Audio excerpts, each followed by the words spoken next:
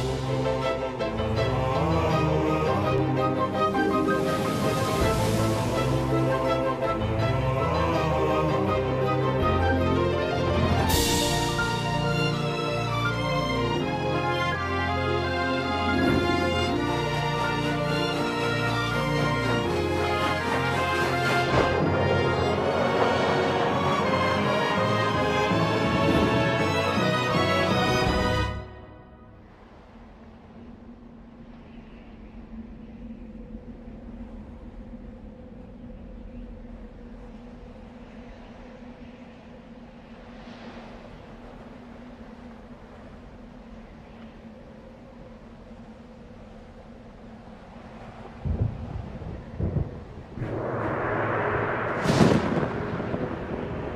23 mars 1865.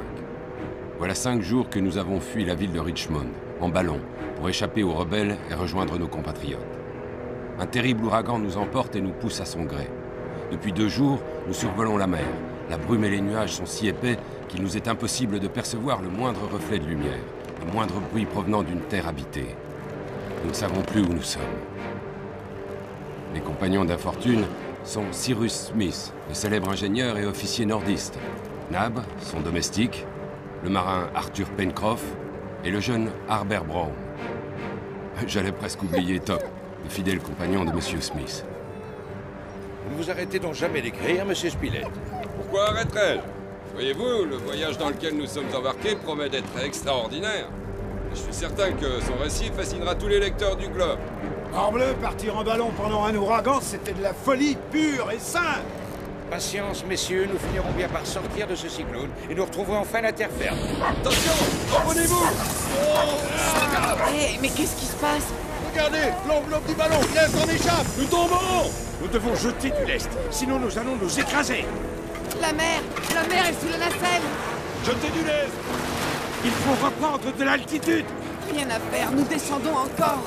Surtout pas d'hésitation, jetons tout ce qui est lourd. Si cela peut payer notre salut. Il faut reprendre de l'altitude, si nous ne voulons pas finir à l'eau. Mais il n'y a plus rien à jeter. Dans ce cas, accrochons-nous au filet et larguons la nacelle au plus vite.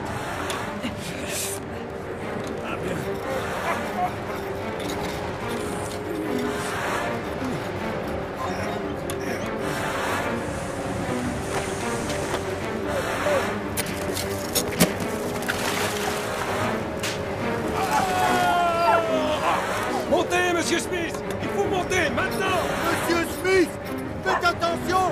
Nous allons toucher l'eau. Monsieur Smith, Monsieur Smith, il est tombé. Monsieur Smith. La vague l'a emporté. Top! Non!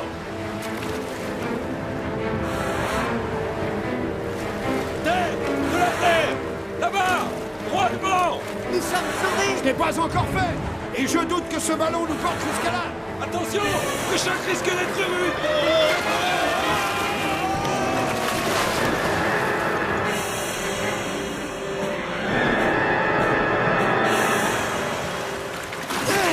Au secours, Pencroff, Monsieur Spilett, Nab. Mon garçon.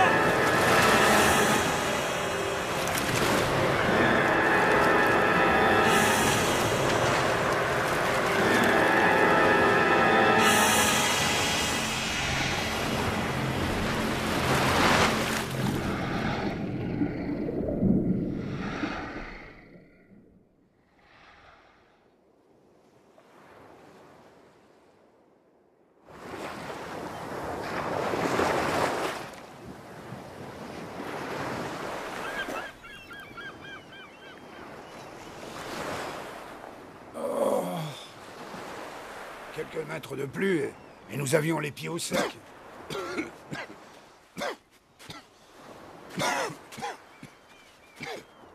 Merci, Nab. Merci. Monsieur Smith! Monsieur Smith! Monsieur Smith, il faut le retrouver!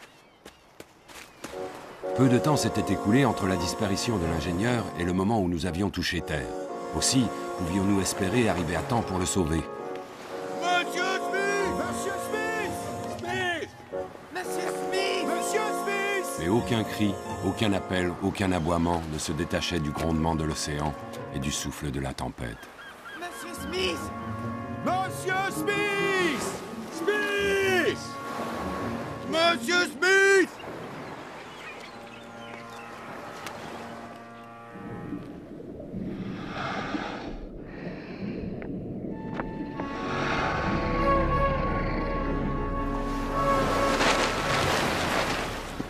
Voilà des heures que nous le cherchons. Rien à faire. Un homme aussi énergique que Monsieur Smith n'a pas pu se noyer, n'est-ce pas, Pencroff? Bien sûr que non. Il est homme à se tirer d'affaire, quelle que soit la situation. Crois-moi. Voilà Nab. Toujours rien? Non, mais il n'est pas mort. Je sais que c'est impossible. Ne t'en fais pas, Nab. Nous n'allons pas l'abandonner. Je suis fatigué, j'ai froid et j'ai faim. Il faut que nous trouvions un abri au plus vite. Cherchons une grotte dans ces rochers. En route, les amis. Ça ressemble à des cheminées. Nous finirons bien par découvrir quelques trous dans lesquels nous pourrons nous réfugier, au moins temporairement. Il nous faudra du feu pour explorer cette grotte. Et les nuits risquent d'être froides. Oh, ventre bleu, j'ai perdu ma boîte d'allumettes. Dormez tranquille. C'est moi qui veillerai. Nous reprendrons nos recherches dès demain matin. En attendant, allons dormir.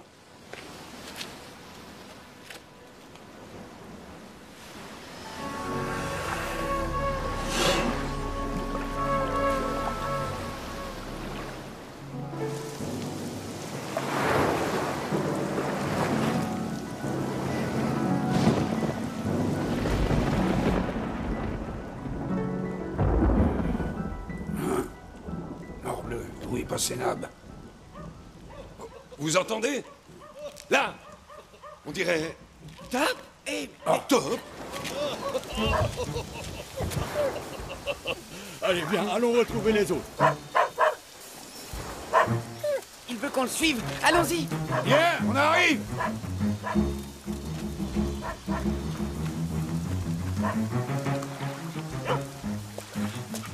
Top!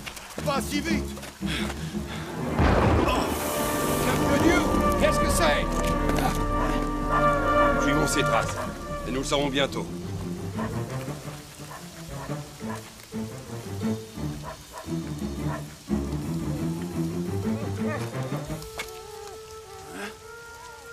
Monsieur Smith! Monsieur Smith! Cap de Dieu, est-il... Monsieur Smith! Il est encore en vie! Mais comment diable s'est-il retrouvé là? Je ne sais pas. Mais ça m'étonnerait qu'il soit arrivé tout seul. Mes amis, Mon cher Smith, savez-vous qui vous a amené là? qui je ne me souviens de rien après la chute.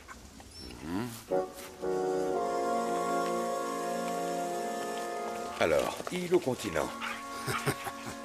Par tous les diables, nous nous en manquons bien, pourvu que vous soyez vivant, monsieur Smith. Île ou continent? On verra plus tard.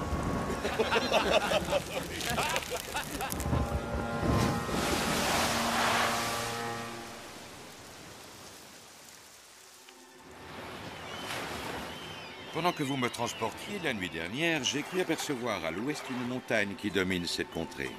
En effet, une montagne qui semble assez élevée. Bien, nous monterons aujourd'hui à son sommet et nous verrons si cette terre est une île. Ventre bleu. Une nuit de plus sans feu et nous mourrons gelés. Si seulement nous avions des allumettes. Rassurez-vous, Pencroff, nous ferons du feu. Et si vous êtes bon chasseur, nous dégusterons une délicieuse volaille ce midi au plus tard. Si seulement j'étais sûr de pouvoir la faire rôtir à mon retour, comme je le suis de pouvoir en ramener une. Eh bien, commencez par nous rapporter cette volaille et vous verrez. Voici tout du moins des mollusques comestibles. Monsieur Pencroff! Monsieur Pencroff! Des œufs de pigeons sauvages! Regardez, il y en a plein! Bravo, mon garçon. Nous ne mourrons pas de faim, c'est déjà bien. Silence. Voilà notre plat de résistance. Hop! Eh oh! Il est midi, monsieur Smith. C'est exact, monsieur Pencroff. Votre montre, s'il vous plaît. Monsieur Smith détacha les verres de nos deux montres, puis les superposant, créa une lentille. Ainsi, en concentrant les rayons du soleil, il nous offrit une belle flambée. Ça marche.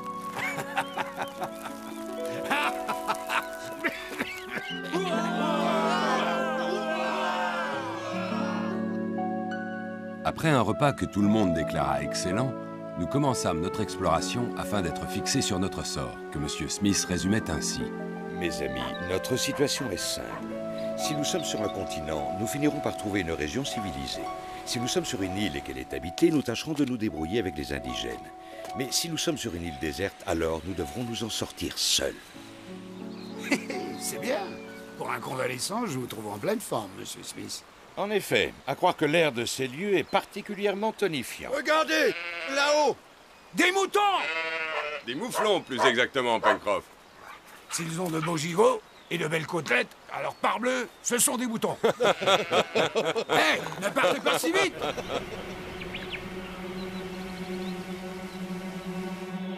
Regardez, les restes de notre ballon.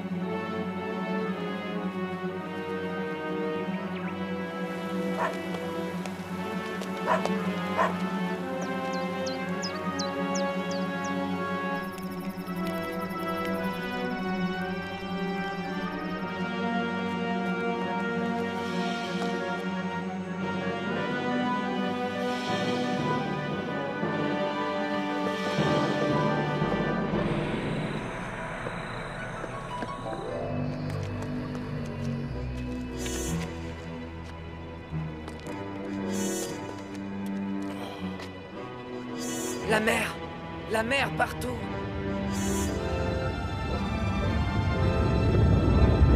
Mes amis, nous sommes assurément sur une île. Pas un village en vue, pas une habitation. Cette île est déserte.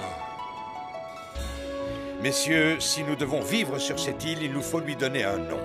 Pourquoi pas celui de notre président à tous, Abraham Lincoln. L'île Lincoln, notre nouvelle patrie. J'ai bien peur que cette île ne se trouve sur la route d'aucun navire. Un secours est peu probable. Depuis 2 jours que nous l'explorons, nous n'avons trouvé aucun autre homme. C'est vrai, Harbert. Du moins, nous n'en avons pas vu. En effet, n'oublions pas le mystère qui entoure mon sauvetage, ni les traces de pas fluorescentes dont vous m'avez parlé.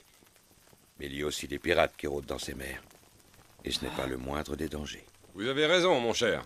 Mais nous avons confiance en vous. N'est-ce pas, mes amis? Vous pouvez compter sur nous, Monsieur Smith. Bien sûr. Je ne vous demande qu'une chose. Laquelle? Eh bien, c'est de ne plus nous considérer comme des naufragés, mais comme des citoyens de l'île Lincoln. Vive l'île Lincoln!